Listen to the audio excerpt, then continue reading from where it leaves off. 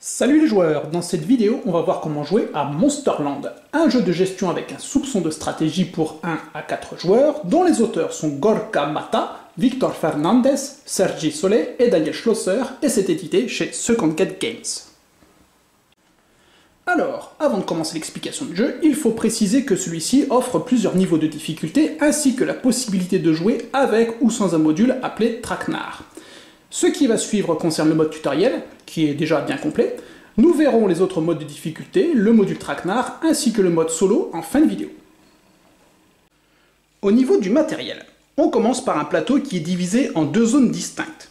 Vous avez déjà la citadelle, dans laquelle vous trouverez 7 bâtiments.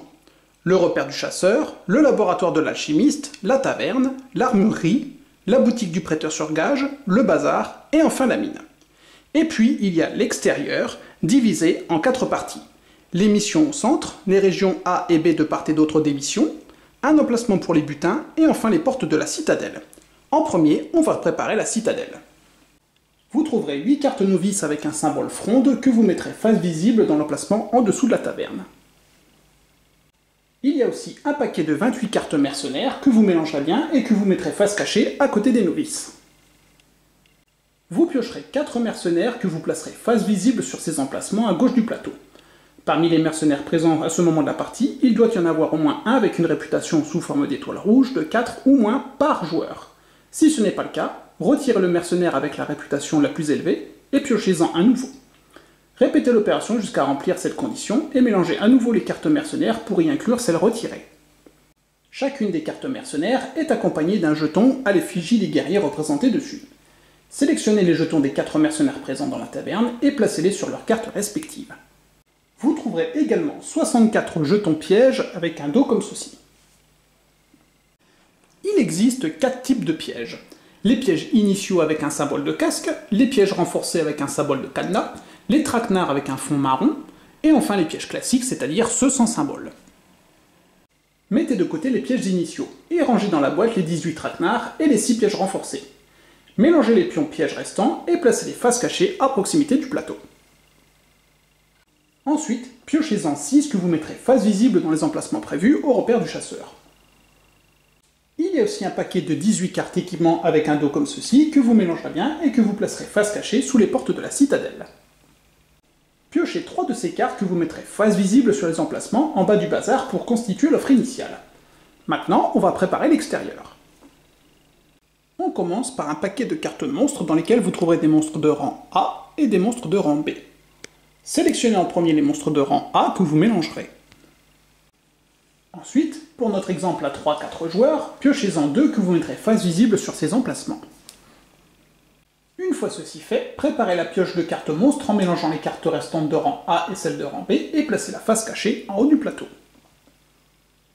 Vous trouverez aussi 12 cartes régions avec un dos comme ceci, vous les mélangerez aussi face cachée et après les avoir placées à côté des monstres, vous en piocherez 2 que vous mettrez à côté des monstres piochés juste avant. Il y a aussi 6 longues tuiles recto verso appelées liste des expéditions. Vous en piocherez 2 que vous placerez de façon aléatoire dans ces emplacements avant de mettre le reste proche du plateau. Pour une partie à 2 joueurs, piochez seulement une carte monstre, une carte région et une tuile liste des expéditions que vous placez dans leurs emplacements respectifs dans la région A. Vous aurez aussi 16 jetons butins avec un dos comme ceci, que vous mélangerez bien. Piochez-en 4 que vous mettrez face visible sur ces emplacements, puis vous mettrez le reste à côté du plateau. Il y a également un joli sac en tissu dans lequel vous mettrez les 12 tuiles mission, c'est-à-dire celle avec une face A et une face B. Vous en piocherez une que vous mettrez sur l'emplacement A des missions et une sur l'emplacement B. On va maintenant préparer la réserve générale. Vous trouverez une tuile piste détour que vous mettrez face A visible sur cet emplacement. Vous aurez aussi plein de dés que vous trierez par couleur et que vous mettrez à proximité du plateau de jeu. Il y a également des jetons pièces d'or, des jetons défense, des potions et des venins que vous trierez par genre et que vous mettrez aussi à proximité du plateau. Vous trouverez 7 jetons panique avec un dos comme ceci, que vous mélangerez bien et que vous mettrez en pile face cachée sur cet emplacement. Et enfin, un jeton sablier que vous mettrez sur le 1 de la piste des tours. Nous allons finir la mise en place avec les plateaux joueurs. Vous trouverez des petits plateaux de clan que chaque joueur prendra et mettra devant lui. Il y a également un paquet de cartes membres initiales de clan.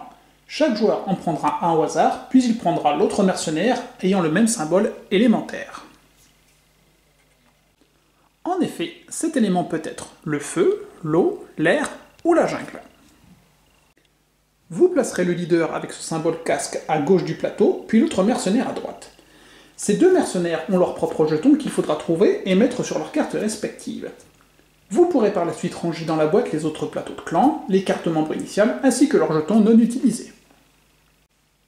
Comme indiqué derrière sa carte, votre leader vous apporte 5 points de gloire représentés par cette étoile bleue, et vous offre 7 pièces d'or, ainsi qu'un piège initial reconnaissable grâce au symbole casque que vous mettrez directement face cachée dans votre réserve de pièges. Les autres pièges initiaux inutilisés seront remis dans la boîte. Vous commencerez la partie avec une réputation représentée par ce jeton étoile rouge de 1, comme indiqué sur la carte de mercenaire initiale. Et enfin, et pour finir, vous trouverez une tuile premier joueur dont vous utiliserez la face marquée 1 et qui sera donnée au joueur le plus ambitieux. Quel est donc le but du jeu? Eh bien, vous êtes dans un royaume envahi par les monstres et la citadelle est le dernier bastion de résistance. Vous allez endosser le rôle du chef d'un petit groupe de clans de féroces guerriers en quête de gloire et en compétition pour la couronne des terres de la discorde. À la fin de la partie, la couronne sera remise au clan ayant le plus de points de victoire, c'est-à-dire celui qui aura acquis le plus de gloire, de réputation et d'autres éléments enrichissant le jeu. Alors, avant de commencer l'explication des règles proprement dites, on va déjà définir les 3 concepts de base de ce jeu qui sont la gloire et la réputation, les membres du clan ou mercenaires, et les dés. Votre gloire et votre réputation sont suivis sur la piste de progression de votre plateau de clan. Les points de gloire de votre clan représentent sa grandeur et sa renommée aux 4 coins des terres de la discorde. À chaque fois que vous capturez des monstres, que vous en éliminez, que vous reprenez des terres ou que vous menez à bien des missions, le prévôt de l'arène vous accorde des points de gloire. Comme dit un peu avant, ces derniers sont suivis à l'aide de l'étoile bleue. Si à la fin du tour vous atteignez 30 points de gloire ou plus, annoncez-le aux autres joueurs car cela déclenche la fin de partie. Quant à la réputation, qui est suivie grâce à l'étoile rouge, elle est égale à la somme de réputation de tous les mercenaires de votre clan. À la fin de la partie, vos points de gloire et de réputation sont convertis en points de victoire, donc faites en sorte d'en obtenir un maximum de chaque. Les membres de votre clan sont la clé de votre succès. Ils vous procurent des dés qui vous permettront d'effectuer des actions. De plus, vous pourrez utiliser leur talent pour effectuer des actions supplémentaires ou d'influer positivement sur le résultat de vos actions. Votre leader initial est toujours considéré comme un mercenaire, sauf que contrairement aux autres mercenaires, il n'a pas de réputation. En ce qui concerne les dés, votre réserve est constituée de tous les dés fournis par vos mercenaires, ainsi que des dés bonus liés à la gloire de votre clan. À chaque action, vous poserez vos dés sur les emplacements prévus sur le plateau de jeu. Par conséquent, plus vous avez de dés dans votre réserve, plus vous pouvez faire d'actions au cours d'un tour. Une fois qu'un dé occupe un emplacement du plateau, aucun autre dé ne peut y être placé jusqu'à la fin du tour. Chaque mercenaire nouvellement recruté vous permet d'ajouter immédiatement des dés à votre réserve.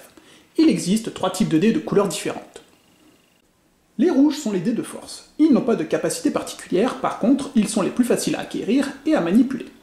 Les violets sont les dés de magie, ils ont la capacité pendant un combat contre un monstre de diminuer son attaque. Ils peuvent aussi être utilisés pour créer des potions et des venins au laboratoire de l'alchimiste. Et enfin les jaunes sont les dés de persuasion. Ils sont utilisés dans certains bâtiments de la citadelle pour obtenir une réduction qui symbolise vos compétences de marchandage. Nous verrons comment sont utilisés ces derniers un petit peu plus tard. Alors, comment se déroule le jeu? Eh bien, une partie de Monsterlands dure 6 tours maximum, chaque tour est composé de 4 phases jouées dans l'ordre suivant. 1.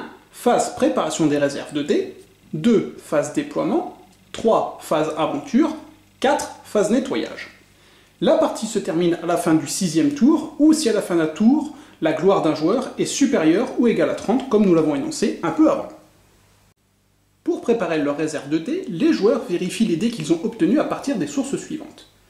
Les contributions du leader et des mercenaires, les dés bonus liés à la gloire courante du joueur et qui sont représentés sur le plateau de clan, à savoir un dé rouge entre 1 et 10 points de gloire, un dé rouge et un dé jaune entre 11 et 20 points de gloire, et enfin un dé rouge, un jaune et un violet entre 21 et 30 points de gloire. Prenez tous les dés auxquels vous avez droit et placez-les à proximité de votre plateau. Avec vos mercenaires initiaux et la position de votre marqueur de gloire, vous commencez la partie avec 2 dés de force, un dé de magie et un dé de persuasion. Durant cette phase, ne lancez que les dés de persuasion. Durant la phase de déploiement, le joueur qui a le marqueur premier joueur commence, puis dans le sens horaire, chaque joueur effectue à son tour une seule action. Ensuite, le premier joueur effectue une seconde action, et ainsi de suite. Lors de votre tour, vous devez effectuer une de ces 3 actions. Déployez vos dés à la citadelle, déployez vos dés à l'extérieur, déployez vos dés sur une région conquise. Si lors de votre tour vous n'avez plus de dés disponibles dans votre réserve, vous devez passer votre tour. Alors, attention, vous n'êtes pas autorisé à passer votre tour tant que vous avez des dés dans votre réserve. Continuez ainsi jusqu'à ce que tous les joueurs soient à court de dés et aient passé leur tour. Certaines cartes ou jetons ont un talent qui permet de convertir des dés. Vous pouvez convertir un dé d'une couleur spécifique en un ou plusieurs dés d'une autre couleur pouvant vous être plus utile. Pour cette conversion, placez le dé sur la carte ou le jeton et prenez dans la réserve générale un ou plusieurs dés des couleurs indiquées. Une action consiste simplement à placer un ou plusieurs dés dans un emplacement disponible du plateau ou sur les régions conquises. Nous verrons l'action de celle-ci un peu plus tard aussi. Il est à noter que les emplacements avec ce symbole ne sont pas disponibles lors d'une partie à 2 joueurs. Dans la citadelle, vous déployez vos dés dans les bâtiments de cette dernière pour en tirer un avantage. Pour l'extérieur, vous envoyez en déployant vos dés vos mercenaires en expédition dans les régions et sur des missions. Ils devront combattre les monstres, conquérir les régions ou réaliser des missions. Si un monstre est présent aux portes de la citadelle, vous pouvez aussi y déployer vos dés afin de protéger la citadelle. Pour les régions conquises, vous déployez les dés indiqués sur la carte région en votre possession pour en obtenir les bénéfices indiqués. Nous allons voir les règles concernant le déploiement dans ces 3 zones après la précision suivante. Tous les mercenaires ont un talent spécifique. Ils peuvent aussi s'équiper des objets du bazar, ceux-ci leur apportent de nouvelles capacités qui s'ajoutent à leur talent. Alors attention, chaque talent ainsi que chaque capacité ne peut être utilisé qu'une seule fois par tour. Les talents et les capacités avec le symbole extérieur doivent être utilisés au cours de la phase aventure quand le mercenaire affecté à une expédition est activé. Tous les autres talents peuvent être utilisés au cours de la phase déploiement. Voyons maintenant les règles concernant le déploiement à la citadelle. Il existe 3 types d'emplacements de dés. Les emplacements simples qui requièrent exactement un dé, les emplacements doubles comme la mine qui requièrent exactement 2 dés, et enfin l'emplacement illimité comme la boutique du prêteur sur gage dont le nombre de dés autorisés n'est pas limité. Vous pouvez uniquement déployer des dés dans un emplacement vide et du type indiqué sur le bâtiment. Une fois placés, vous bénéficiez immédiatement de ce que vous offre l'emplacement. Par exemple, placer 2 dés de force sur cet emplacement vide de la mine permet de recevoir immédiatement 6 pièces d'or. Un bâtiment ne peut pas être utilisé si tous ses emplacements sont occupés. La seule exception est la boutique du prêteur sur gage, car elle n'a pas de limite sur le nombre de dés qu'elle peut accueillir au cours d'un tour et au cours d'une action. Dans certains bâtiments, comme le repère du chasseur, la taverne, l'armurerie et le bazar, vous devez aussi payer un coût en pièces d'or en fonction du mercenaire ou de la ressource que vous souhaitez acquérir. Si vous n'avez pas la somme nécessaire à un achat, vous ne pouvez simplement pas déployer vos dés pour effectuer l'action. Cependant, utiliser un dé de persuasion dans ces bâtiments vous permet d'obtenir une réduction. Quand vous placez des dés dans les endroits précités, vous devez les placer sur le premier emplacement vide à partir de la gauche pour garder l'ordre d'utilisation des dés de persuasion. Ces derniers offrent un rabais non négligeable. En effet, le montant de cette réduction dépend de la valeur du dé ainsi que du dé de persuasion joué précédemment dans le même lieu au cours du même tour. Si votre dé de persuasion est le premier placé dans ce lieu, la réduction est égale à la valeur du dé, donc il faut réduire le coût de l'action de cette valeur. Si votre dé de persuasion n'est pas le premier dans ce lieu, comparez sa valeur avec le dé de persuasion précédemment joué. Si la valeur de votre dé est strictement inférieure, la réduction est égale à la somme des 2 dés. Si ce n'est pas le cas, elle est uniquement égale à la valeur de votre dé. Comparez uniquement avec le dernier dé de persuasion placé, les précédents n'ont pas d'importance. Aussi, ignorez les dés non jaunes placés entre votre dé et le dernier dé jaune. Dans cet exemple, le premier joueur aura une réduction de 6 pièces, le prochain aura une réduction de 10, le troisième une réduction de 5, et le dernier une réduction de 3, car son dé est supérieur au dernier placé. Dans cet autre exemple, le premier joueur aura une réduction de 3 pièces. Idem pour le deuxième, car le dé n'est pas inférieur au premier, et le troisième joueur à jouer un dé jaune aura une réduction de 5, car on ne prend pas en compte la valeur du dé rouge. Alors, attention, quelle que soit la réduction, le coût minimum d'une action d'achat est toujours de 1. À l'extérieur de la citadelle, les dés de persuasion peuvent seulement être placés sur certaines missions et sont relancés au moment de l'activation de l'expédition où ils se trouvent. Dans le repère du chasseur, avec un dé de force ou de persuasion, comme indiqué ici, vous pouvez acheter autant de jetons pièges que vos moyens en pièces d'or le permettent. Sur chaque jeton piège est inscrit son coût. Si vous utilisez un dé de persuasion, vous pouvez appliquer la réduction sur le coût total des pièges achetés. Mais comme précisé un peu avant, ce total ne peut pas être inférieur à 1. Chaque joueur peut stocker au maximum 5 pièges sur son plateau. Alors attention, certaines cartes peuvent modifier cette limite. Si un joueur reçoit plus de jetons pièges qu'il ne peut en garder, il doit immédiatement se défausser des jetons en trop. Alors attention, les pièges déjà déployés sur une expédition ne comptent pas dans cette limite. Quand un joueur visite le repère du chasseur, il doit toujours y avoir 6 jetons pièges disponibles à l'achat. Suite aux achats du joueur, complétez les emplacements vides avec de nouveaux jetons piochés dans la pile à proximité du plateau. Si au cours de la partie les jetons pièges viennent à manquer, créez une nouvelle pile avec ceux défaussés.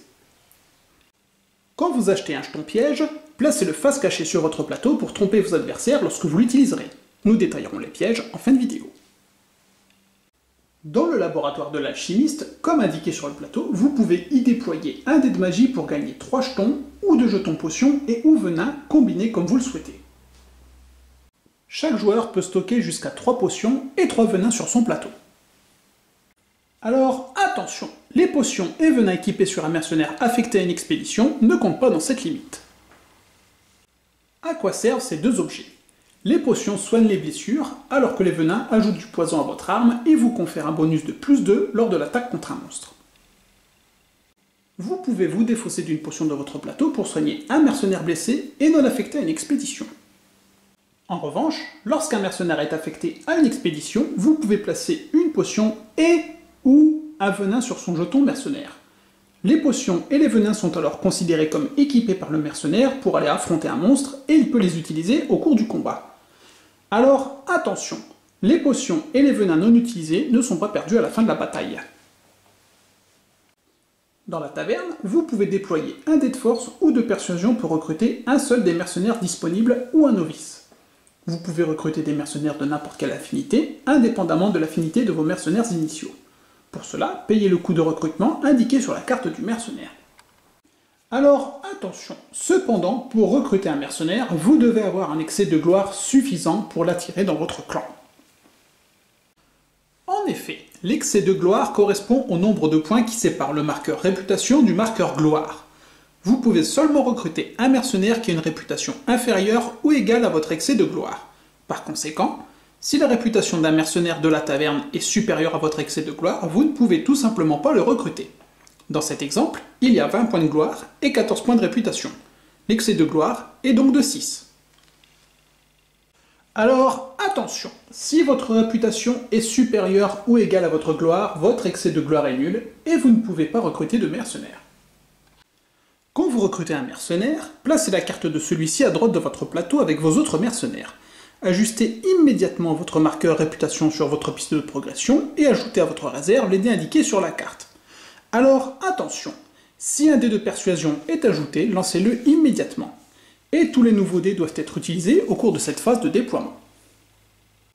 Alors attention, dans certains cas, vous pouvez perdre des points de gloire.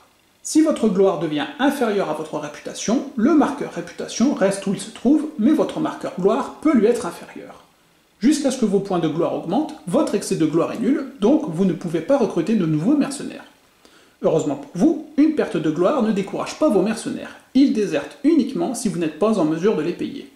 Nous verrons ça aussi un peu plus tard. Sans compter les novices, quand un joueur visite la taverne, il doit toujours y avoir 4 mercenaires disponibles. Suite au recrutement d'un mercenaire, complétez l'emplacement vide avec un nouveau mercenaire pioché dans la pile de cartes mercenaires. Comme les pièges, si au cours de la partie les cartes mercenaires viennent à manquer, créez une nouvelle pile avec celle défaussée. Il y a une autre option concernant la taverne. après y avoir déployé un dé, mais avant de recruter un mercenaire, vous avez la possibilité de payer 2 pièces d'or pour payer une tournée générale. Cela permet de défausser les mercenaires présents dans la taverne et d'en piocher de nouveaux pour les remplacer. Ensuite, vous pourrez recruter un de ceux-ci. Cette option est importante quand vous recherchez un mercenaire avec une affinité particulière. Alors, attention cependant, vous ne pouvez pas utiliser la réduction offerte avec votre dé de persuasion pour réduire le coût de 2 pièces de la tournée.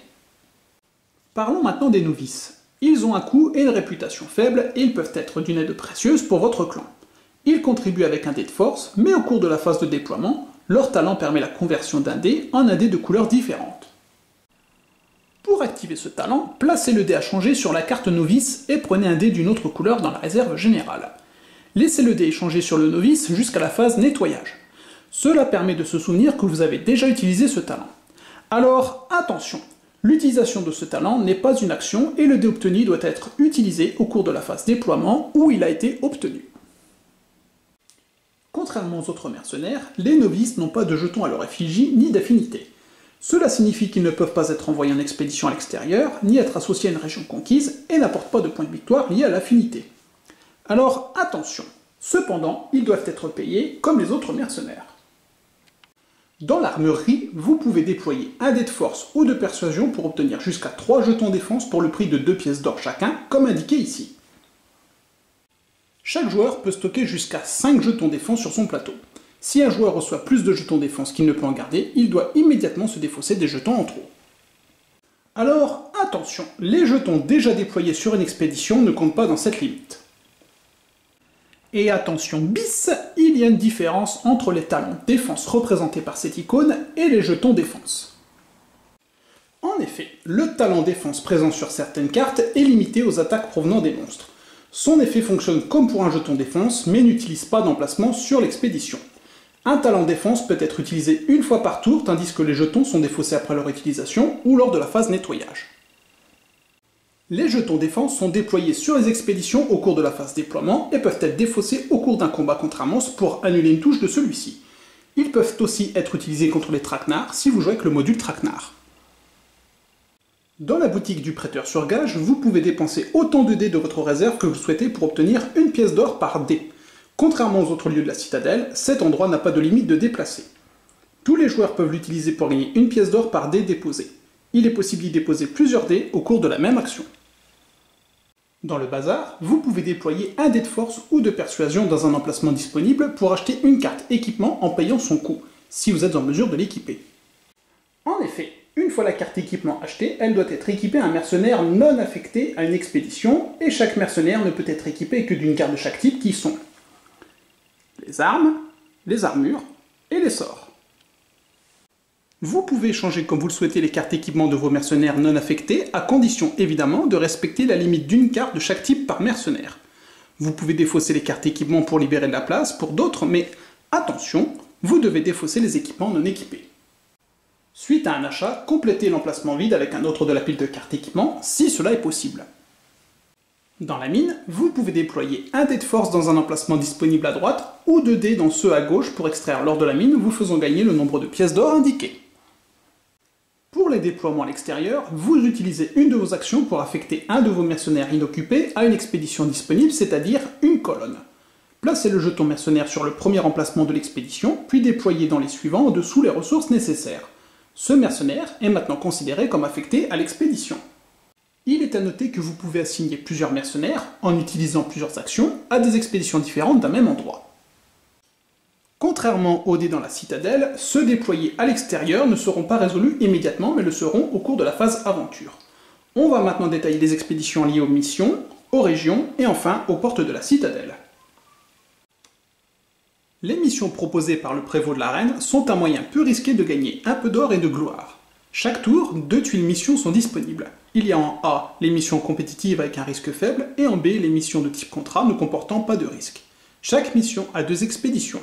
Cela permet à 2 mercenaires du même clan ou non d'y prendre part. Les missions compétitives récompensent le meilleur mercenaire présent s'il remplit un objectif minimal. Les missions de type contrat accordent une récompense spécifique à chaque expédition pour le mercenaire présent s'il remplit l'objectif. Lors de l'affectation d'un mercenaire à une expédition pour une mission, vous devez déployer sous celui-ci exactement le nombre de dés indiqué sur la tuile mission. Si la tuile vous offre le choix entre plusieurs couleurs de dés, vous pouvez placer n'importe quelle combinaison de dés parmi les couleurs indiquées. Les tuiles mission compétitive indiquent le nombre et le type de dés qui doivent être déployés ainsi que la valeur requise pour réussir la mission. Il y est aussi indiqué la récompense comme de la gloire et autres gains pour le mercenaire le plus méritant de la mission, ainsi que la pénalité en cas d'échec de la mission représentée par de la perte de gloire. Sous la tuile se trouve une compensation. En effet, un joueur ayant atteint l'objectif de la mission mais qui a été battu par son adversaire reçoit en compensation 2 pièces pour la mission. Les tuiles mission de type contrat indiquent le nombre et le type de dés qui doivent être déployés ainsi que l'objectif de la mission représenté par des ressources qui doivent être défaussées pour recevoir la récompense. Récompense qui peut être de la gloire et autres gains pour le mercenaire en fonction de son expédition. En ce qui concerne les régions, elles sont la propriété de la couronne mais elles ont été envahies par les monstres. Battre les monstres, les occupants et conquérir ces régions sont des priorités absolues. Au début de la partie, chaque région est composée d'une carte région, d'une carte monstre et d'une tuile liste des expéditions avec 4 expéditions disponibles. Les mercenaires affectés à ces expéditions tentent de capturer ou de battre le monstre et de conquérir la région. Au cours de la phase aventure que nous verrons lors de la prochaine étape, les expéditions sont activées de gauche à droite, la première expédition activée rencontre toujours le monstre. Les mercenaires présents sur les autres expéditions feront face au monstre s'il n'a pas été capturé ou tué.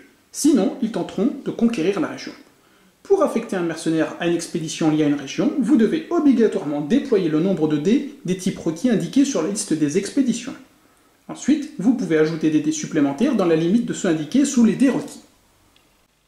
En effet, une liste d'expéditions est composée de 3 éléments. Sur la ligne du haut, ce sont les prérequis, c'est-à-dire le nombre et le type de dés qui doivent être déployés pour affecter un mercenaire à cette expédition. Sur la ligne du bas, ce sont les renforts, c'est-à-dire le type et le nombre maximum de dés supplémentaires qu'il est possible de déployer. Et enfin, entre chaque ligne, il y a l'avantage qui est la récompense obtenue quand un mercenaire est affecté à cette expédition. Les différents avantages sont la relance. Au cours de la phase aventure, quand le mercenaire affecté est activé, vous pouvez relancer un dé des couleurs indiquées. S'il y a un nombre avec le symbole relance, vous pouvez relancer un dé, le même ou d'autres dés, autant de fois qu'indiqué par le nombre. Les talents défense. Ils peuvent être utilisés pour se défendre contre les attaques du monstre, que nous verrons un peu plus tard, mais ils ne peuvent pas être convertis en jetons défense. Les pièces d'or vous permettent de placer le nombre indiqué sur le jeton mercenaire affecté à l'expédition. Vous les gagnerez si le mercenaire survit à la bataille. Quant aux potions et venins, vous prenez un jeton de l'élément indiqué dans la réserve générale et placez-le sur le jeton mercenaire affecté à l'expédition. Vous pouvez l'utiliser au cours de la bataille. Si le mercenaire survit à la bataille sans avoir utilisé le jeton, à la fin de celle-ci, placez-le sur votre plateau de clan. Cet avantage permet à un mercenaire d'avoir plus d'une potion ou plus d'un venin pour la bataille, un de l'expédition et un qu'il a apporté avec lui. Vous pouvez aussi choisir de déployer des jetons pièges et ou défense pour l'expédition. Les pièges sont déployés face cachée. Il y a 2 emplacements réservés pour ces jetons en bas de l'expédition. Tous les jetons additionnels doivent être placés sur ces emplacements, mais chaque jeton occupe la place de 2 dés. Ce qui fait que sur une expédition, vous pouvez donc avoir au maximum 6 dés et 2 jetons, ou 4 dés et 3 jetons, ou 2 dés et 4 jetons. Alors, attention! Le déploiement de jetons mercenaires, de dés et d'éventuels jetons pièges défense se fait lors d'une même action et pas forcément sur la première colonne. Vous ne pouvez rien ajouter à cette expédition lors d'une future action. Faites bien attention aux talents et équipements du mercenaire affecté à l'expédition, car il pourrait être d'un grand secours lors de la bataille à venir. Et attention bis, si vous avez l'intention de capturer un monstre, vous devez déployer un piège. Nous verrons bientôt que la capture peut être plus intéressante que le fait de tuer un monstre.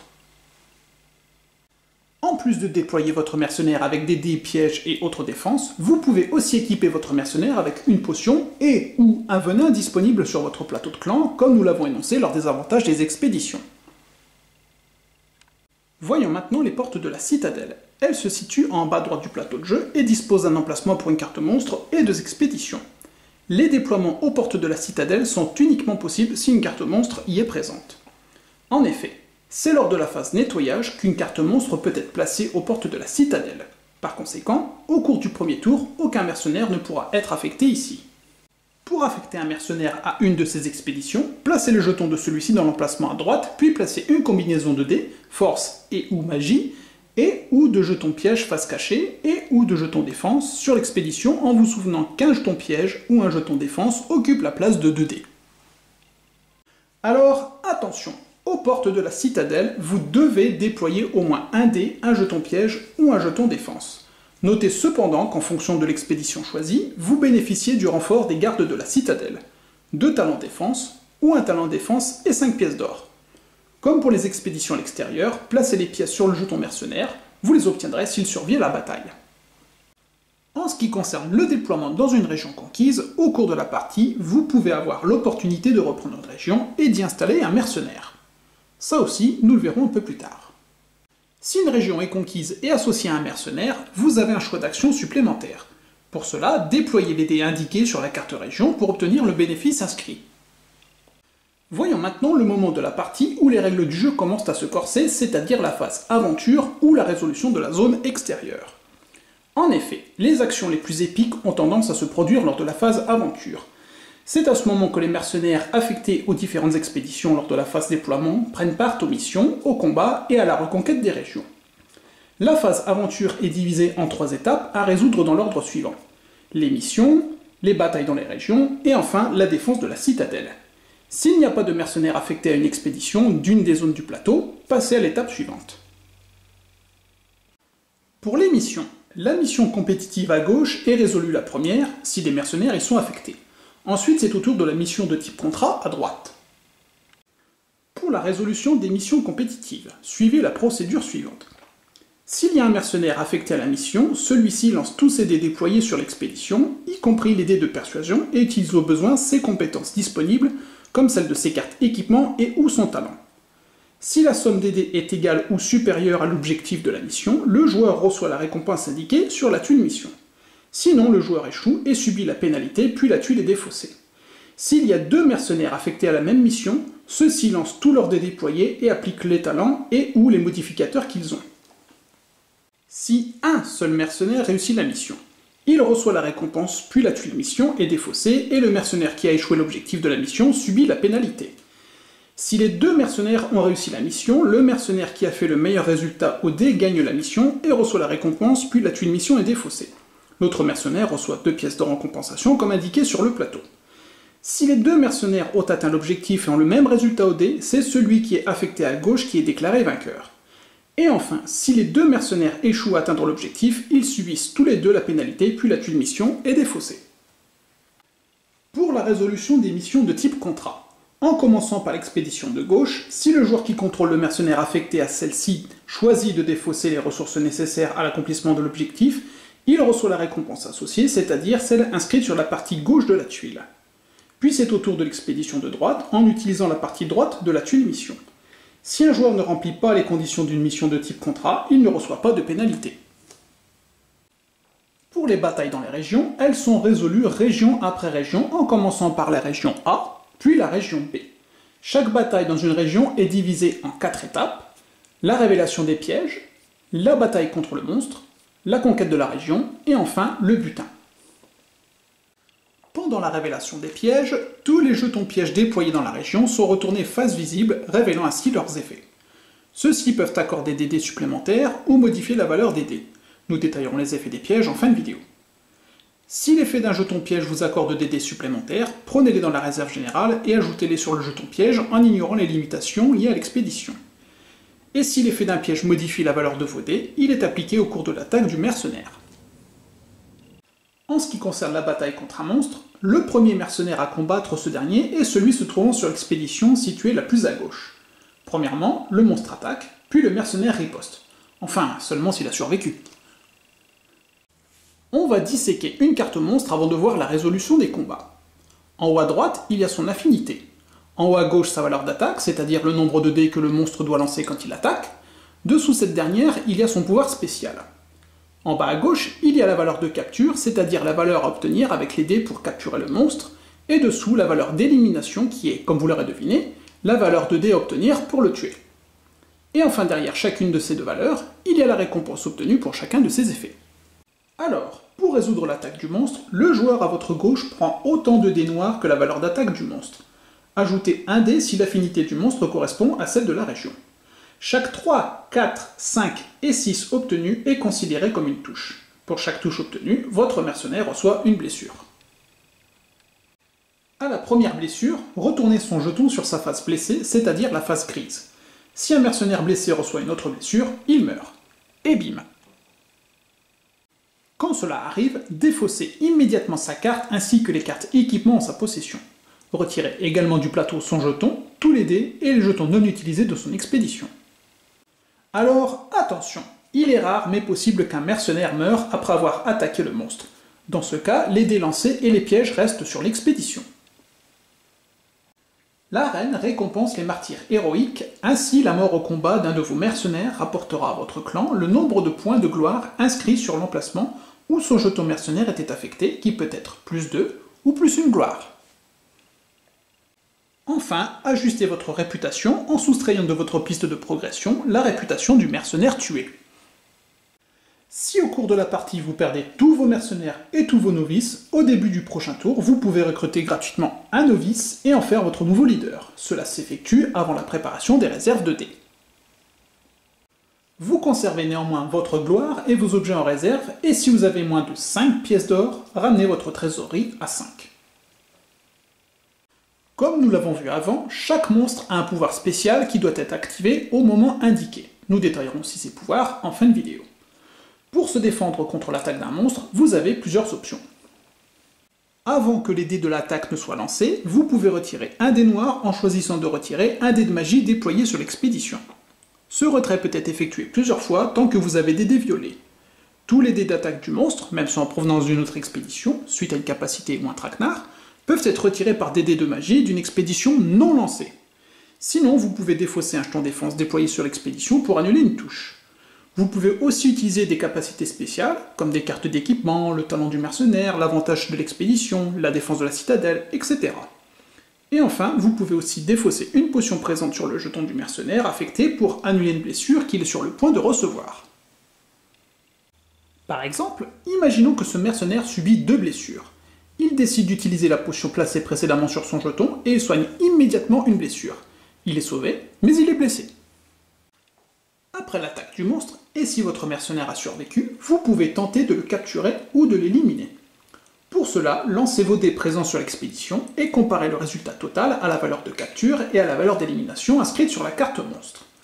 Vous devez utiliser les pièges révélés, mais aussi le talent et les cartes équipement de votre mercenaire s'ils sont utilisables à l'extérieur, pour manipuler le résultat des dés en sachant que seuls les relances sont optionnels.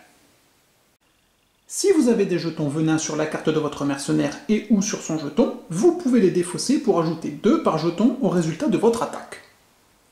Alors attention, les modificateurs de dés présents sur les pièges révélés, les talents et les cartes équipements s'appliquent toujours à tous les dés de la couleur spécifiée présents sur leur expédition. Pour capturer un monstre, vous devez avoir déployé un jeton piège sur l'expédition. Le résultat de vos dés doit être égal ou supérieur à la valeur de capture, mais attention, ce résultat ne doit pas atteindre la valeur d'élimination. Si vous capturez un monstre, vous gagnez la récompense associée à la capture, puis vous défaussez le monstre. Pour éliminer un monstre, le résultat de vos dés doit être égal ou supérieur à la valeur d'élimination.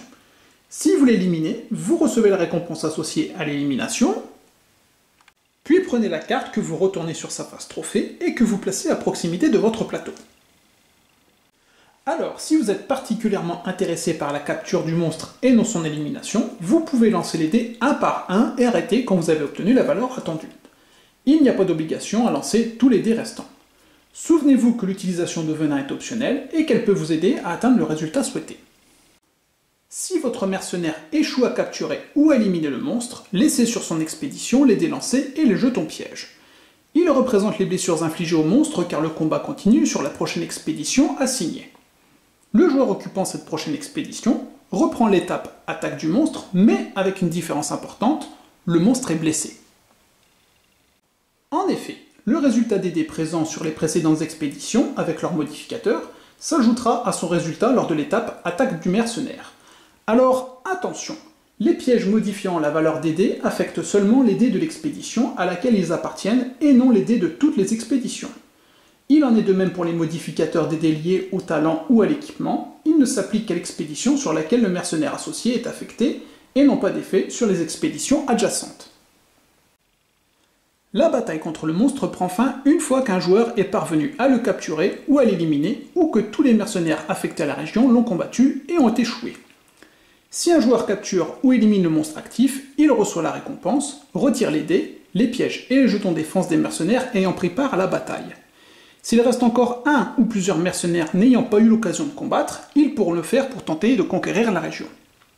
En revanche, si le monstre actif n'a été ni capturé ni éliminé, la conquête de la région n'est pas possible, vous passerez à la phase finale des batailles dans les régions qui l'étape butin. Mais le monstre est maintenant furieux et attaquera la citadelle au prochain tour, ce qui y provoquera la panique. La carte monstre sera déplacée aux portes de la citadelle lors de la phase nettoyage qui est la dernière phase d'un tour. Petite précision concernant les trophées que vous obtenez quand vous tuez un monstre. Les points liés à ceux-ci, qui vont de 1 à 3 points, sont convertis en points de victoire à la fin de la partie. Cependant, à n'importe quel moment de la partie, il est possible de vendre un trophée pour 5 pièces d'or par point de trophée, et cela n'est pas considéré comme une action. Pour vendre un trophée, vous devez défausser la carte monstre et prendre les pièces dans la réserve. Alors évidemment, si vous faites cette vente, vous ne gagnez pas de points de victoire car vous avez défaussé la carte. Une dernière précision, il n'est pas possible de vendre partiellement un trophée. En ce qui concerne la conquête d'une région, une fois que le monstre actif d'une région est capturé ou éliminé, les mercenaires qui n'ont pas eu l'occasion de combattre peuvent tenter de la conquérir pour la reine et leur clan. De gauche à droite, chaque mercenaire restant tentera d'égaler ou de dépasser la valeur de conquête de la région active. Pour cela, il lancera les dés déployés sur l'expédition et appliquera les éventuels modificateurs. De la même manière que pour la bataille contre le monstre, si le premier mercenaire échoue à conquérir la région, le résultat de son lancer incluant les modificateurs est ajouté au résultat du prochain mercenaire tentant la conquête en vous souvenant que les pièges modifiant la valeur des dés affectent uniquement l'expédition où il se trouve. Si votre mercenaire parvient à conquérir la région active, gagnez autant de gloire qu'inscrit sur la carte, puis prenez-la et placez-la proche de votre plateau clan. Maintenant que vous avez repris certaines terres appartenant à la reine, elle vous autorise à la gérer pour elle. Vous pouvez choisir un de vos mercenaires ayant une affinité identique à celle de la région pour lui en donner la gestion.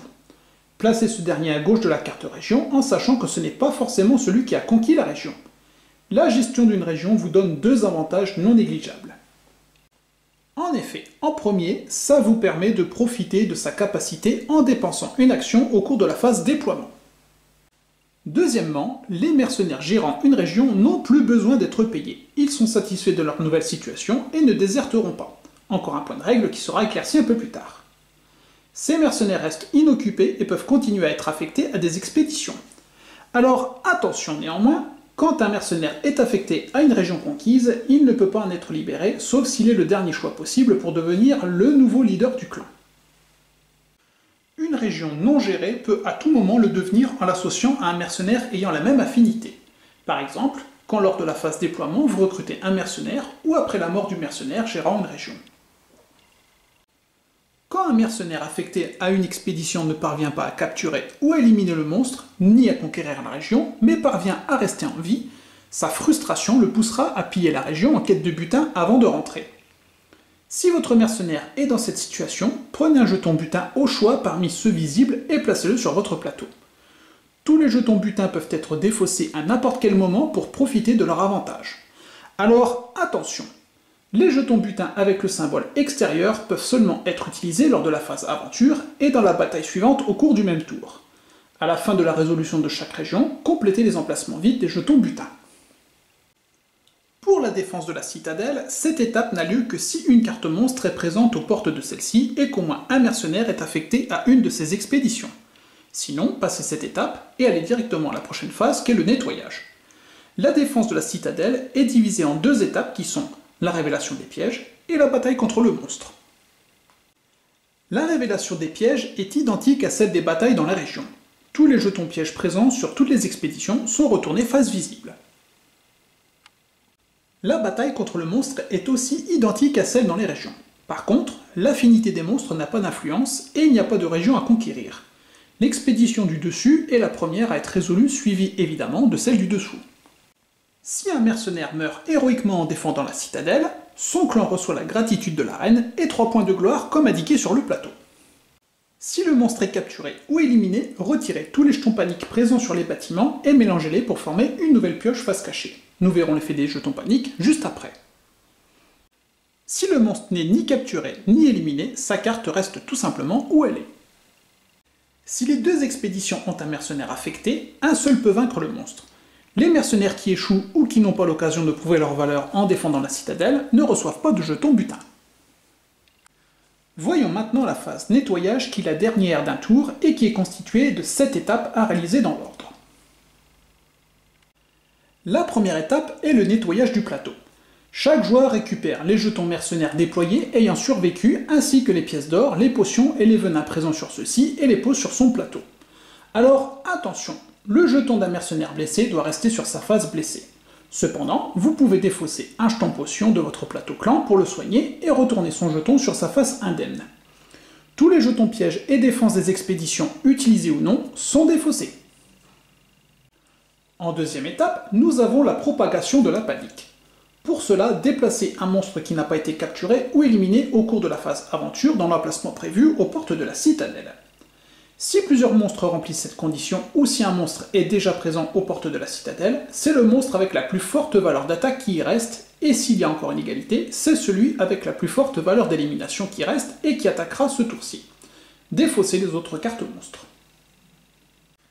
Si un monstre est présent aux portes de la citadelle, prenez le jeton panique du sommet de la pile et placez-le sur le bâtiment indiqué par celui-ci. Ce qui a pour effet que les joueurs ne pourront pas déployer des dés sur un bâtiment ayant un jeton panique, donc vous comprendrez que laisser un monstre aux portes de la citadelle vous limitera en action. La troisième étape est le remplacement des leaders décédés. En effet, si votre leader a été tué ce tour-ci, vous devez promouvoir leader le mercenaire de votre clan ayant la plus grande réputation. Si plusieurs ont la même réputation, promouvez celui coûtant le plus cher. Si l'égalité persiste, choisissez celui que vous préférez. Alors attention, les mercenaires gérant une région ne sont pas considérés comme disponibles, sauf s'ils sont la dernière option possible. Pour cela, placez la carte mercenaire sur la gauche de votre plateau. Petit détail mais d'importance, votre leader n'a pas besoin d'être payé et ne déserte jamais. C'est ce que nous allons voir dans la prochaine étape. La quatrième étape est le paiement des salaires. Et oui, tous les mercenaires de votre clan, à l'exception du leader et de ceux associés à une région, doivent être payés en pièces d'or. En effet, comme indiqué sur votre plateau, une pièce par mercenaire si votre gloire ne dépasse pas 10. 2 pièces par mercenaire si votre gloire est comprise entre 11 et 20, et enfin 3 pièces par mercenaire si votre gloire est supérieure à 20. Si vous ne pouvez pas payer l'intégralité des salaires, dépensez l'intégralité de vos pièces d'or. Ensuite, un de vos mercenaires, sauf votre leader ou ceux associés à une région, déserte en protestation. Il s'agit du mercenaire avec la plus grande réputation. Alors si plusieurs ont la même réputation, il s'agit de celui coûtant le plus cher. Si l'égalité persiste, choisissez celui que vous aimez le moins. Défaussez sa carte et son jeton, et si vous pouvez, assignez ses équipements aux autres mercenaires, sinon défaussez-les. L'étape 5 est la vérification des conditions de fin de partie. Si c'est la fin du tour 6, ou si un joueur a 30 points de gloire ou plus, la partie s'achève et les joueurs calculent leur score afin de déterminer le vainqueur. Nous verrons ça après. S'il n'y a pas de fin de partie, vous passez à l'étape 6 qui est la réinitialisation du plateau. Pour cela, retirez tous les dés présents dans les bâtiments de la citadelle et à l'extérieur et placez-les dans la réserve générale. Ensuite, défaussez les tuiles mission restantes et remplacez-les par de nouvelles du sac mission. Si des emplacements de cartes monstres sont vides, complétez-les avec de nouvelles cartes piochées. De même, si des emplacements de cartes régions sont vides, complétez-les avec de nouvelles cartes piochées. Cependant, quand une nouvelle région est placée, remplacez la tuile liste des expéditions par une nouvelle, mais si la région ne change pas, n'y touchez pas. Enfin, les jetons pièges du repère du chasseur, les mercenaires de la taverne, les cartes équipement du bazar et le jeton butin restent en place. Pour rappel, ceux-ci sont remplacés dès leur acquisition par un joueur ou complétés à la fin des batailles dans une région en ce qui concerne les jetons butin. La 7e étape est le changement du premier joueur. Le jeton est donné au joueur ayant le moins de réputation. En cas d'égalité, le premier joueur actuel passe la tuile au joueur le plus proche en sens inverse du tour concerné par l'égalité. L'ultime étape de la phase nettoyage est de loin la plus difficile du jeu. Alors attention, pour cela, il faut avancer le marqueur tour d'une case. Ensuite, vous pouvez reprendre à la phase préparation des réserves de dés.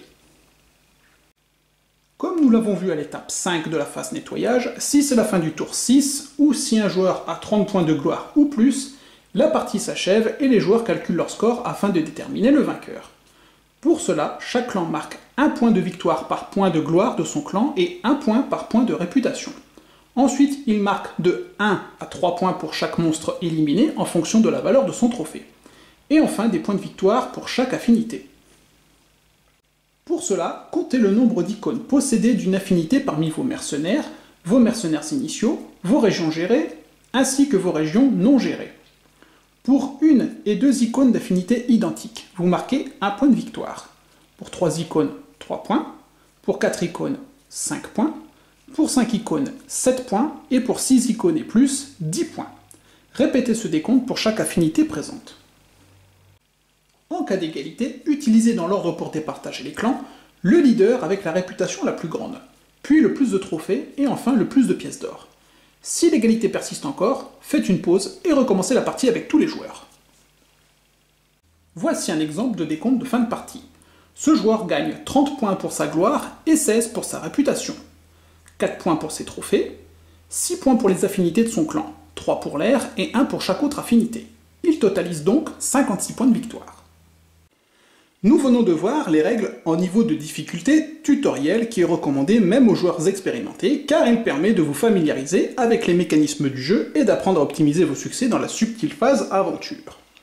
Ensuite, vous pourrez passer sur des niveaux plus exigeants qui sont les modes normal, héroïque et légendaire et qui sont principalement des ajustements de mise en place. En mode normal, la mise en place est identique au mode tutoriel sauf que vous ne placez pas la tuile piste des tours. Cela implique que vous rajoutez un dé d'attaque au monstre lors des tours 3, 4, 5 et 2 dés lors du 6e tour. Pour le mode héroïque, au lieu de ne mettre que des monstres de rang A, mélangez toutes les cartes avant d'en piocher 2 et ne placez pas la tuile piste des tours. Et enfin, pour le mode légendaire, utilisez toutes les cartes monstres comme au niveau héroïque, mais cette fois-ci, placez la tuile piste des tours sur sa phase B. Celle-ci fait rajouter un dé d'attaque au monstre pour les tours 2 et 3, 2 dés pour les tours 4 et 5 et 3 dés pour le 6e tour. Donc bon courage si vous tentez ce mode. Si vous êtes friand de règles optionnelles, le jeu vous en propose 2. La première est la faveur de l'arène. Cela donne au joueur avec le moins de réputation un moyen de rattraper son retard. À la fin du premier tour, retournez la tuile premier joueur sur sa phase B. Elle sera utilisée pour le reste de la partie. Le joueur recevant les faveurs de l'arène peut, lors de la phase préparation des réserves de dés, prendre un dé de la couleur de son choix, sans oublier de lancer le dé jaune, et une des options suivantes. Une potion, ou un venin, ou un jeton défense, ou 2 pièces d'or. La deuxième règle optionnelle est plus de monstres. Si vous souhaitez avoir plus de possibilités de combattre des monstres et gagner de la gloire, piochez une carte monstre lors de la phase préparation des réserves de dés des tours 2, 4 et 6 que vous placez aux portes de la citadelle. Si un monstre est déjà présent aux portes de la citadelle, ignorez cette étape. Alors, attention, notez qu'un monstre arrivant aux portes de la citadelle par cette mécanique ne provoque de la panique que s'il n'a pas été battu à la fin du tour. Lors de la mise en place en mode tutoriel, nous avons mis les traquenards de côté car c'est un module optionnel qui ajoute une variante offrant encore plus de conflits entre les clans. Il introduit de l'interaction entre les mercenaires affectés aux expéditions d'une région. Si votre groupe aime les jeux où les joueurs peuvent s'embêter un peu, ce module est pour vous. Au cours de la mise en place, ajoutez les 18 jetons traquenards, reconnaissables par leur fond marron, et les 6 jetons pièges renforcés, ceux avec le cadenas, à la réserve de pièges. Ils sont donc disponibles au repère du chasseur, comme les jetons pièges classiques, et eux aussi doivent être stockés face cachée sur votre plateau de clan pour les cacher à vos adversaires. Alors, attention, à l'inverse des pièges classiques et renforcés, un traquenard révélé n'est plus considéré comme un piège. Pour capturer un monstre, vous avez besoin d'un piège. Ensuite, dans toutes les batailles contre un monstre, l'étape révélation des pièges est remplacée par l'étape conflit entre mercenaires. En commençant par l'expédition ayant un mercenaire affecté la plus à gauche puis en continuant vers la droite, chaque joueur décide de révéler ou non ses jetons pièges. Il les révèle dans l'ordre, un par un, en partant par le jeton du haut, en vous souvenant qu'un traquenard révélé n'est plus considéré comme un piège et vous pourrez en avoir besoin pour capturer le monstre. Lorsqu'un joueur révèle un de ses pièges, il peut se passer 2 choses. Premièrement, s'il s'agit d'un piège classique, initial ou renforcé, les règles de base s'appliquent et le joueur reçoit les bonus associés. Deuxièmement, s'il s'agit d'un traquenard, le joueur qui le révèle applique immédiatement les effets sur une expédition adjacente de son choix. Nous détaillerons les effets des traquenards en fin de vidéo. Petite précision, une expédition adjacente correspond à la première expédition à gauche ou à droite occupée par un mercenaire. S'il y a un espace vide entre deux mercenaires dans une même région, ils sont considérés comme adjacents. En revanche, une expédition ne peut jamais être adjacente à une expédition d'une autre région. Le joueur contrôlant le mercenaire ciblé par le traquenard peut en annuler l'effet en défaussant un jeton défense de son expédition. Alors attention, les talents défense ne permettent pas d'annuler un traquenard. Certains traquenards affectent des dés d'attaque du monstre à d'autres mercenaires. Ces effets sont résolus au cours de l'étape bataille contre le monstre. Quand le monstre attaque avant de lancer ses dés, le joueur qui lui fait face peut affecter 1 ou 2 dés d'attaque contre le mercenaire ciblé par le traquenard. Lancez immédiatement ces dés et appliquez les touches en sachant qu'elles peuvent être défendues par le mercenaire, incluant la possibilité de défausser des dés de magie avant le lancer. Les autres traquenards permettent de voler des dés sur une expédition adjacente. Pour cela, retirez les dés ciblés par le traquenard ou autant que vous pouvez et placez-les sur le jeton traquenard ayant permis le vol. Pour ces dés volés, ignorez les limitations liées à l'expédition. Alors attention, il n'est pas possible de voler des dés présents sur un piège renforcé. Une fois que le joueur contrôlant le mercenaire de la première expédition a fini de révéler ses jetons pièges ou ne souhaite pas en révéler plus, le joueur contrôlant le mercenaire de l'expédition suivante fait de même, et ainsi de suite, jusqu'à ce que tous les joueurs présents dans la zone active aient eu l'opportunité de révéler leurs pièges. Nous allons maintenant détailler les différents composants du jeu en commençant par les pièges. Ces jetons permettent de placer dessus le nombre de dés indiqués de la couleur correspondante de la réserve générale, et ceci d'ajouter plus 1, plus 2 ou plus 3 au résultat de chaque dé de la couleur correspondante. Ces jetons permettent d'ajouter plus 4, plus 6 ou plus 8 au total de votre lancer lors de l'attaque contre un monstre. Voyons maintenant les jetons traquenards. Ceux-ci vous permettent de voler 1 ou 2 dés de la couleur correspondante à un mercenaire affecté à une expédition adjacente. Alors que pour cela, 1 ou 2 dés d'attaque du monstre attaqueront un mercenaire présent sur une expédition adjacente au lieu de vous attaquer. Pour cela, lancez ce ou ces dés avant de lancer les autres dés d'attaque du monstre vous ciblant. Pour les jetons butin, tous doivent être défaussés pour appliquer leur effet. Celui-ci pour relancer un dé de magie ou de force. Vous pouvez répéter cette opération 4 fois avec le même dé ou des dés différents. Alors que celui-là pour relancer un dé de magie, et vous pouvez répéter cette opération 3 fois avec le même dé ou des dés différents. Cela permet de gagner 4 points de gloire supplémentaires lors de la conquête d'une région ou l'élimination d'un monstre, et celui-ci de gagner 3 points lors de la capture d'un monstre. Ce jeton permet d'ajouter plus 6 au total de votre lancer lorsque vous tentez d'éliminer un monstre, alors que cela ajoute plus 2 au résultat de chaque dé de la couleur correspondante. Tous les jetons que nous venons de détailler ne peuvent être utilisés qu'à l'extérieur. Ce jeton vous fait gagner 2 potions et 2 venins.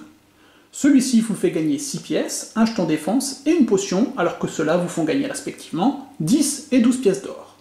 Pour ces jetons, il faut défausser le jeton et le dé indiqué dans le cadre afin de gagner les 3 dés de la couleur indiquée, et ce n'est pas considéré comme une action. Ce jeton vous permet de recruter gratuitement un mercenaire présent à la taverne, et enfin, celui-ci est un peu particulier. Gardez sur votre plateau, il représente un trophée de valeur 3, ou bien défaussez-le pour gagner 15 pièces d'or. Voyons maintenant les effets des monstres. Pour Snyler, Surbols, Con et Blandor, associés à une région de leur affinité, ils obtiennent 2 dés d'attaque supplémentaires au lieu d'un seul.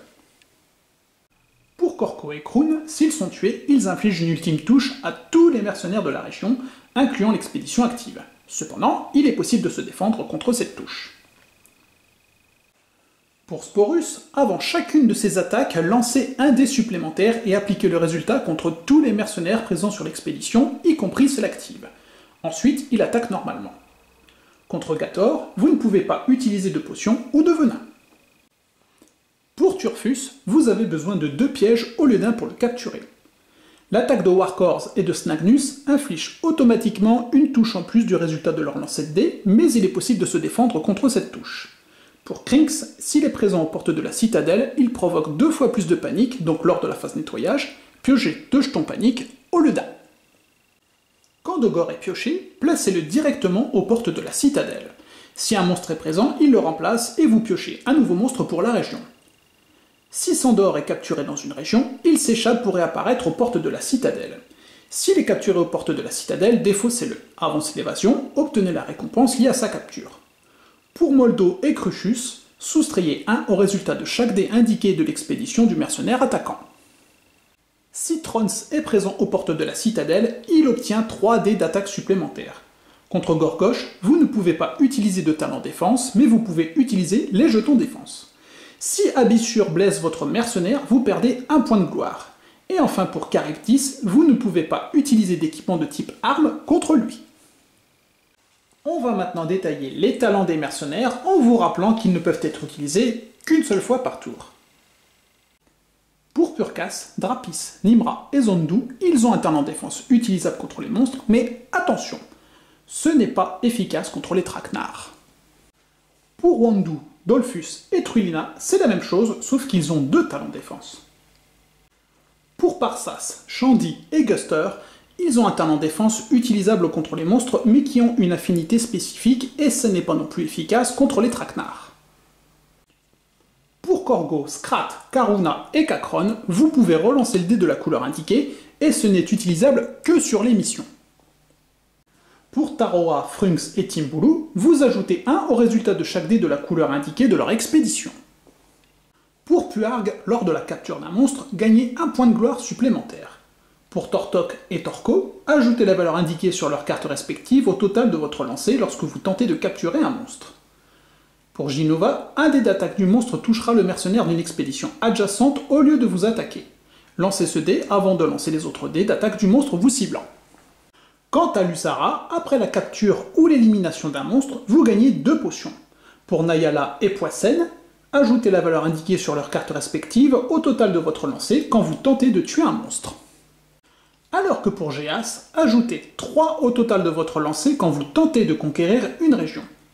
Et Sarona ne requiert pas de piège pour capturer un monstre. Nous venons donc de détailler les talents des mercenaires utilisables qu'à l'extérieur, voyons maintenant le reste. Dalina peut stocker 3 pièges supplémentaires sur votre plateau clan. Avec Fandor, une fois par tour, payez 1 pièce d'or pour obtenir et lancer un dé de persuasion utilisable ce tour-ci. Alors attention, ce talent n'est pas utilisable si ce mercenaire est affecté à une expédition. Vaidala permet une fois par tour d'obtenir une réduction de 4 pièces d'or pour recruter un mercenaire. De cette manière, il est possible de réduire le coût à 0, mais pas au-dessous. Avec Taron, une fois par tour, vous gagnez 2 pièces d'or quand vous activez la mine. Le talent de Wishor est identique à celui de Vaidala, mais ça concerne les achats de pièges cette fois-ci. Nudulu et Lorios obtiennent gratuitement et respectivement une potion et un venin, alors que Frostor doit choisir entre les deux. Tranok gagne tout simplement 2 pièces d'or, et enfin Wormy peut payer 2 pièces pour obtenir un dé de force utilisable ce tour-ci. Comme pour Fandor, ce talent n'est pas utilisable si ce mercenaire est affecté à une expédition. Détaillons maintenant les cartes équipement. Kraken, Slam et Tergeo vous permettent de relancer 2 dés de la couleur indiquée. Mortis et Pugnor ajoutent 1 au résultat de chaque dé indiqué lors d'une expédition. Kedavra ajoute 2 au résultat de chaque dé de magie d'une expédition quand vous tentez de conquérir une région. Nox attribue un talent défense utilisable contre l'attaque d'un monstre, mais n'est pas efficace contre les traquenards.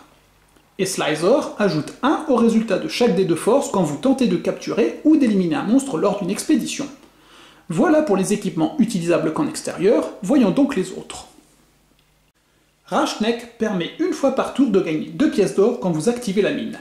Et enfin, Turzox vous permet une fois par tour d'obtenir une réduction de 4 pièces d'or pour l'achat de pièges. De cette manière, il est possible de réduire le coût à 0, mais pas au-dessous.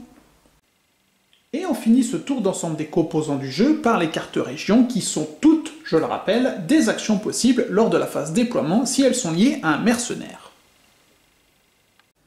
Pour Taklan, Skyen, Kizul, Gourban et Yuha, il suffit de déployer tous les dés indiqués sur les emplacements à fond gris afin de gagner immédiatement les dés du dessous. Pour Negera, déployer un dé de chaque couleur vous fait gagner 2 points de gloire. Aldan vous fait prendre un jeton butin parmi ceux disponibles contre un dé de force, complétez l'emplacement vide de suite après. Gadik vous fait gagner 9 pièces d'or contre 2 dés de persuasion. Avec Kal, vous obtenez 3 potions contre un dé de magie. Contre 2 dés de force, Rigna vous permet de recruter gratuitement un mercenaire présent à la taverne. Waiba vous fait gagner 3 jetons défense contre un dé de magie. Et enfin pour Uyunya, Contre 2 dés de force ou 2 dés de persuasion ou un de chaque, vous obtenez gratuitement un équipement du bazar. On va maintenant aborder le mode solo qui vous permet de profiter du jeu d'une autre manière en jouant contre un joueur fictif appelé Madala.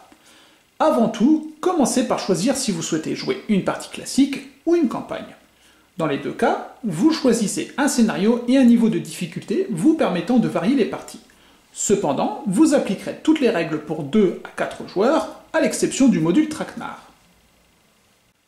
Au niveau de la mise en place, utilisez celle pour une partie à 2 joueurs, c'est-à-dire qu'une seule région sera présente. Prenez votre plateau clan et choisissez l'affinité de vos mercenaires initiaux ou celle indiquée par le scénario. À la taverne, ne placez pas de mercenaires à l'emplacement noté 2 joueurs et plus. Conservez 6 jetons mercenaires parmi ceux des mercenaires initiaux restants. Ils seront utilisés par le joueur fictif. Choisissez un niveau de difficulté, tutoriel normal, héroïque ou légendaire. En fonction de celui-ci, composez la pile de cartes monstres et placez ou non la tuile piste des tours sur la face donnée, puis prenez le marqueur premier joueur. Et enfin, placez un dé rouge et un dé jaune à portée de main, ils deviennent les 2 dés de déploiement du mode solo. Comme dit un peu avant, il y a un mode classique et un mode campagne pour le mode solo. Dans le mode classique, choisissez un scénario parmi ceux disponibles dans le livre de règles à la page 26. Vous devez obtenir le score le plus élevé en fonction des objectifs du scénario. Chacun a une table d'évaluation qui permet de classer votre performance de chair à canon à héros. Pour votre première partie en solitaire, il est recommandé de choisir un des 3 premiers scénarios. En revanche, dans le mode campagne, vous jouez les scénarios dans l'ordre en commençant par le scénario 1. En fonction du rang obtenu à la fin du scénario, vous le recommencez ou vous passez au suivant. Pour cela, suivez la table de correspondance suivante. En rang chair à canon, vous répétez le scénario en réduisant la difficulté de 1 ou perdez. En rang recrue, vous répétez aussi le scénario, mais sans changer le niveau de difficulté. En rang vétéran, vous passez au scénario suivant et en mode normal. Et enfin, en rang héros, vous passez au scénario suivant, mais en mode héroïque ou légendaire. Vous gagnez le mode campagne si vous parvenez à finir le scénario 10 en difficulté normale ou héroïque au rang vétéran ou héros. Vous pouvez éventuellement noter le nombre de parties qu'il vous aura fallu pour la finir et ainsi la comparer à une campagne précédente ou aux autres joueurs. Si vous finissez un scénario au niveau de difficulté le plus facile et obtenez le rang chair à canon, vous perdez la campagne. Quel que soit le mode, classique ou campagne, utilisez toutes les règles du scénario. En cas de contradiction entre les règles de base et les règles du scénario, celles du scénario prévalent. Un scénario dure 6 tours. Vous continuez même si vous atteignez les 30 points de gloire, sauf si les règles spécifient le contraire. Nous allons maintenant parler du joueur fictif Madala. Ce personnage est simulé afin de garder la dynamique d'un jeu de placement de dés. Cela signifie qu'il y aura toujours une compétition pour les emplacements les plus importants en phase déploiement. Cependant, Madala n'a ni piste de progression, ni réserve de dés, mais possède 6 jetons mercenaires et ses actions suivent un schéma spécifique. Pour cela, simulez Madala de la façon suivante. Pendant la préparation des réserves de dés, Madala n'agit pas lors de cette phase. Pendant la phase déploiement, à son tour, Madala lance les 2 dés du mode solo. Le dé rouge indique la zone où il se déploie, la citadelle ou l'extérieur. Le dé jaune définit le lieu qu'il occupera dans cette zone. Si l'emplacement n'est pas disponible, relancez les 2 dés jusqu'à ce que Madala puisse se déployer. Il n'est jamais à court de dés et effectue son dernier déploiement juste avant que vous ayez dépensé tous vos dés. S'il obtient 1, 2, 3 ou 4 sur le dé rouge, il se déploie dans la citadelle. Sur le dé jaune, sur un 1, il ira au repère du chasseur. Sur un 2, au laboratoire de l'alchimiste. Sur un 3, à la taverne. Sur un 4, à l'armurerie. Sur un 5, au bazar. Et enfin sur un 6, à la mine. S'il obtient 5 ou 6 sur le dé rouge, il se déploie à l'extérieur. Sur le dé jaune, sur un 1, il ira sur la première expédition. Sur un 2, sur la deuxième. Sur un 3, la troisième. Sur un 4, la quatrième. Sur un 5, sur la mission 1. Et enfin sur un 6, sur la mission 2. Madala occupe les emplacements des lieux en fonction des consignes suivantes. Au repère du chasseur, prenez un dé de persuasion, lancez-le et placez-le sur l'emplacement disponible le plus à gauche. Retirez les 2 pièges d'une ligne en fonction du résultat du dé rouge. 1 ou 4, première ligne, 2, deuxième ligne, et 3, troisième ligne. Dans le laboratoire de l'alchimiste, prenez un dé de magie et placez-le sur l'emplacement disponible le plus haut. Dans la taverne, prenez un dé de persuasion, lancez-le et placez-le sur l'emplacement disponible le plus à gauche. Retirez un mercenaire en fonction du résultat du dé rouge. 1 ou 4, mercenaires du haut. 2, mercenaires du milieu. 3, mercenaires du bas, ignorez les novices. Dans l'armurerie, prenez un dé de persuasion, lancez-le et placez-le sur l'emplacement disponible le plus à gauche. Au bazar, prenez un dé de persuasion, lancez-le et placez-le sur l'emplacement disponible le plus à gauche. Retirez une carte équipement en fonction du résultat du dé rouge. 1 ou 4, équipement à gauche, 2, équipement au milieu, 3, équipement à droite. Dans la mine, prenez 1 ou 2 dés de force et placez-les sur l'emplacement apportant le plus de pièces d'or. Pour l'expédition des régions, prenez un des 6 jetons mercenaires de Madala et placez-le en haut de l'expédition. Cela indique qu'il occupe l'expédition. En ce qui concerne l'expédition des missions, prenez un des 6 jetons mercenaires et placez-le sur l'expédition disponible la plus à gauche. Cela indique aussi que Madala occupe l'expédition. Durant la phase aventure, quand une expédition occupée par Madala est activée, elle est réussie sans lancer de dés. Et oui, il est aussi fort, donc planifiez bien pour ne pas vous faire subtiliser sous le nez les récompenses les plus importantes. La seule exception concerne les missions compétitives. En effet, pour ces dernières, Madala gagne si il occupe la première expédition, c'est-à-dire celle de gauche. Ensuite, retirez la thune mission.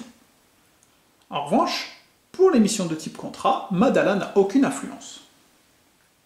En ce qui concerne l'expédition d'une région, s'il y a un monstre, retirez-le. S'il n'y a pas de monstre mais une région, retirez-la.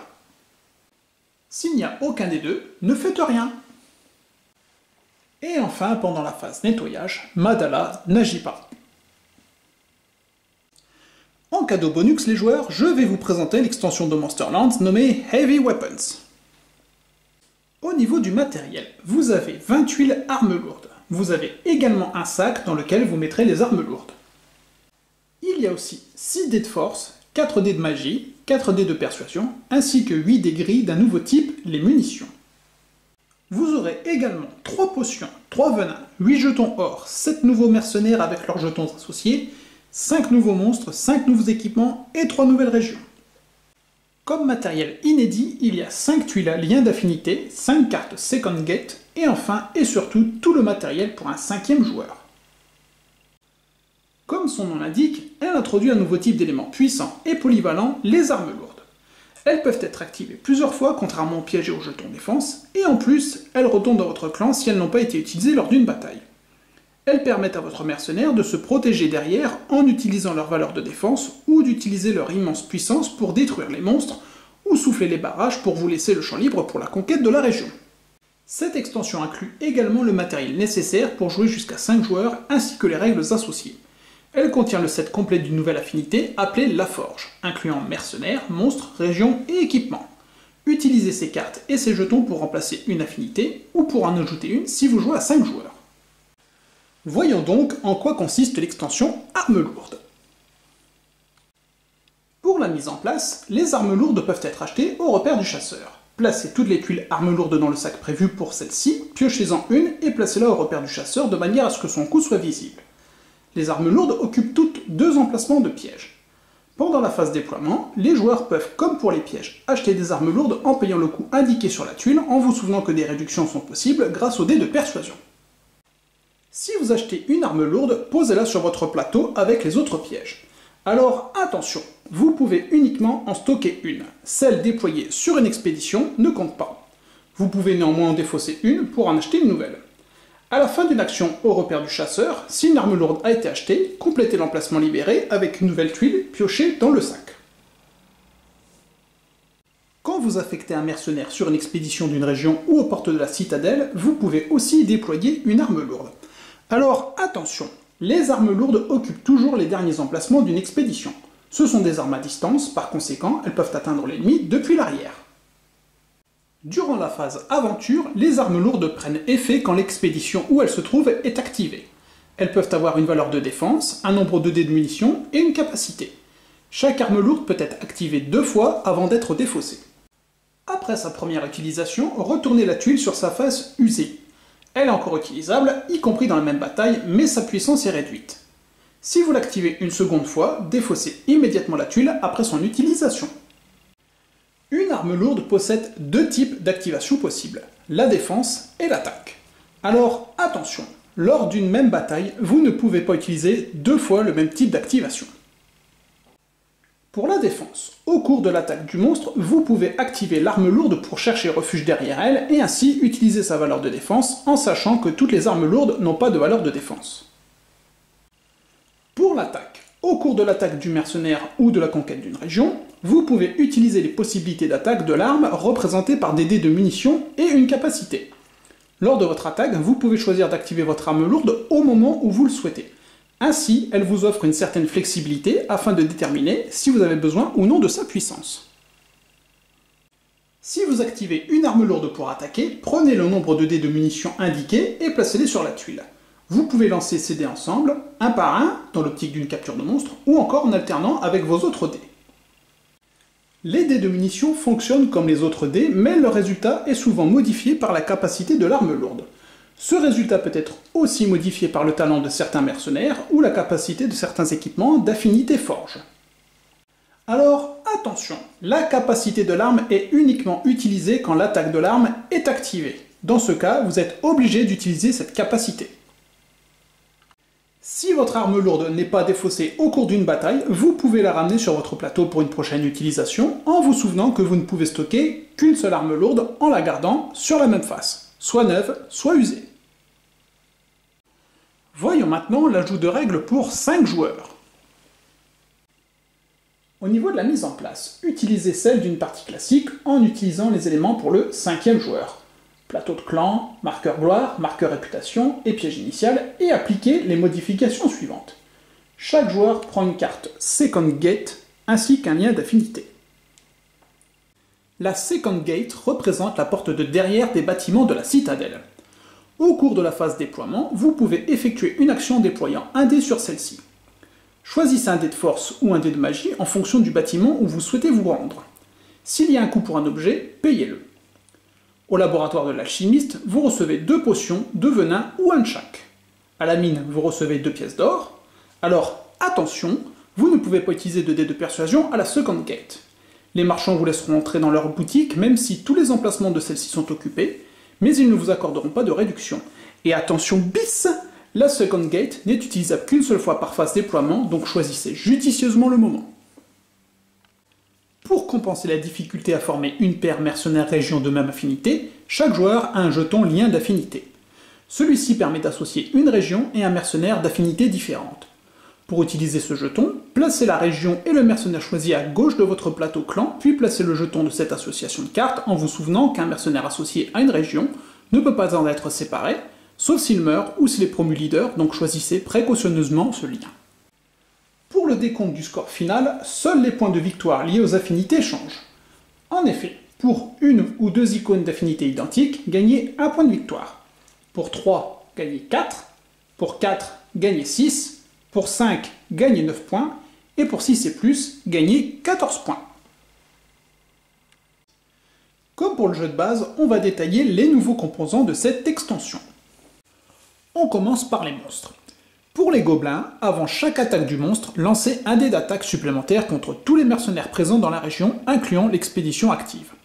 Pour l'ogre, soustrayez 1 au résultat de chaque dé de munitions de l'expédition du mercenaire attaquant. Pour les orques, associé à une région d'affinité forge, ce monstre obtient 2 dés d'attaque supplémentaires au lieu d'un seul. Contre le troll, vous ne pouvez pas utiliser de venin. Et contre la wyvern, vous ne pouvez utiliser aucun équipement. Voyons les mercenaires en commençant par ceux avec un effet à l'extérieur. Avec Arwarin, vous ajoutez plus 2 au résultat de chaque dé de munitions de son expédition. Barbadoum attribue 2 talents défense supplémentaires lors de l'activation d'une arme lourde en défense. Shisp permet de relancer jusqu'à 2 fois un dé de munitions de son expédition avec la possibilité de relancer 2 fois le même dé. Avec Flambe, vous ajoutez 3 au total de votre lancer pour conquérir une région. Tandis qu'avec Karagor, vous ajoutez plus 2 au total de votre lancer quand vous tentez de tuer un monstre. Eauforge permet d'ajouter plus 3 au résultat d'un seul dé de munitions de son expédition. Et enfin avec Tozok, obtenez un dé de munitions supplémentaires lors de l'activation d'une arme lourde en attaque. Maintenant, voyons les autres mercenaires, en commençant par Anabai qui permet de payer 3 pièces d'or pour obtenir un dé de force à utiliser ce tour-ci. Alors attention, ce talent n'est pas utilisable si Anabai est affecté à une expédition. Et on finit avec Nezubelin qui permet d'obtenir une réduction de 4 pièces pour l'achat d'une arme lourde en sachant qu'il est possible de réduire le coût à 0, mais pas au-dessous. On va maintenant voir les régions qui, pour rappel, peuvent servir d'action lors de la phase déploiement si elles sont liées à un mercenaire. Pour Mursa, vous obtenez 2 jetons défense contre 1 dé de force. Avec Nagvan, vous obtenez gratuitement l'arme lourde disponible contre 2 dés de persuasion. Et enfin avec Basdrar, vous obtenez 2 dés de force ou de persuasion contre un seul dé de persuasion. Au niveau des équipements, Gripper attribue 2 talents défense utilisables contre l'attaque d'un monstre avec une affinité forge, eau ou air, mais ne sont pas efficaces contre les traquenards. Kyr permet de relancer jusqu'à 2 fois un dé de persuasion ou de force de l'expédition, cela peut être le même dé ou des dés différents. Et Musar ajoute plus 3 au résultat d'un seul dé de force ou de magie de l'expédition quand vous attaquez un monstre. Les traquenards de cette extension permettent simplement de voler 1 ou 2 dés de munitions à un mercenaire affecté à une expédition adjacente. Et on finit ce tour d'ensemble des composants de cette extension avec les armes lourdes. Pour chaque 1 obtenu avec un dé de munitions, cette arme inflige une touche à tous les mercenaires présents dans la région, incluant l'expédition active, cependant il est possible de se défendre contre cette touche. Avec celle-ci, ajoutez plus 2 ou plus 1 au résultat de chaque dé de munitions de l'expédition. Quant à celle-là, ajoutez plus 3 ou plus 2 au total de votre lancer pour chaque venin utilisé pour l'attaque. Avec cette arme, placez un dé de force ou de munitions de la razzia générale sur la tuile. Celle-ci vous permet d'ajouter plus 12 ou plus 6 au total de votre lancer quand vous tentez de conquérir une région. Alors que celle-là ajoute plus 3 ou plus 2 au total de votre lancer quand vous tentez de tuer un monstre. Cette arme ajoute plus 1 au résultat de chaque dé de munitions de l'expédition. Celle-ci vous fait gagner plus 4 ou plus 2 points de gloire supplémentaires lors de l'élimination ou de la capture d'un monstre. Celle-là ajoute plus 7 ou plus 2 au total de votre lancer quand vous attaquez un monstre. Et enfin, cette arme ajoute plus 8 ou plus 4 au total de votre lancer quand vous tentez de conquérir une région. Et voilà pour Monsterlands, un gros jeu dans tous les sens du terme. Le matériel est pléthorique avec plein de couleurs et un graphisme cartoon vraiment sympathique. Les règles sont, comme vous avez pu vous en rendre compte, très nombreuses, et une partie vous demandera un certain investissement en termes de temps. En effet, il faut compter 2h30 bien tassées, voire 3h pour une première partie à 4. Les batailles à l'extérieur apportent cette petite touche de stratégie qui ne fait pas de ce jeu un simple jeu de pose d'ouvrier, et en plus, vous pouvez le trouver à un prix très correct, donc n'hésitez pas si vous êtes friand de ce genre de jeu. Voilà, merci d'avoir regardé jusqu'au bout, à bientôt les joueurs.